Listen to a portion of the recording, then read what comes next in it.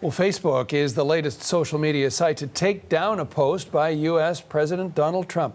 They say the post violated content rules by spreading false information about COVID-19.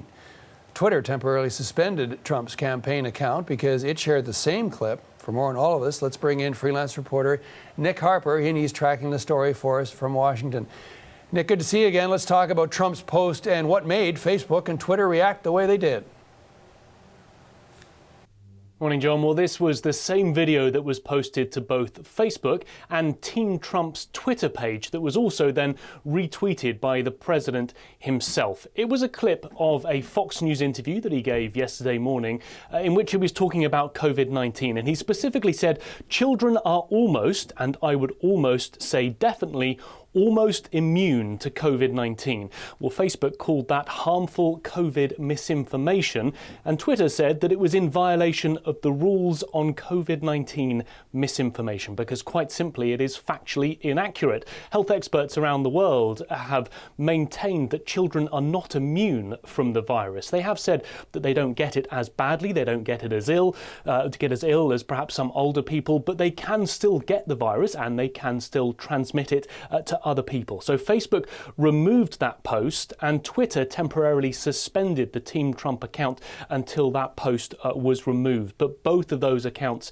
are still active. Yes, and of course, President Trump very active on Twitter. We are in the middle of an election campaign as well, worth noting. So how is the White House reacting to all of this?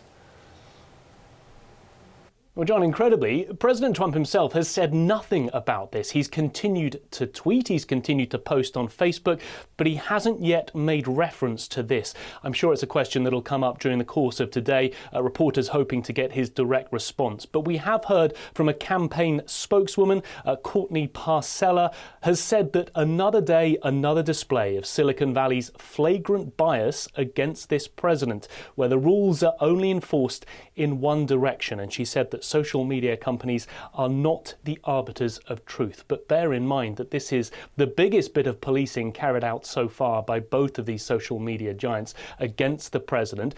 They have penalised him in the past. For example, Twitter has put a couple of fact-checked boxes on a couple of his tweets. They also temporarily suspended his son, Donald Trump Jr., recently for what they also called COVID-19 misinformation. But it is the first time that Facebook has actively removed some of the president's content, and the first time that Twitter has put a suspension on one of his accounts. So it shows they're definitely willing to engage in the president when they feel that he's not telling the truth, which is important, especially as we run up, as you mentioned, to that election in just under 3 months' time, John. Thanks for this, Nick. Nick Harper in Washington.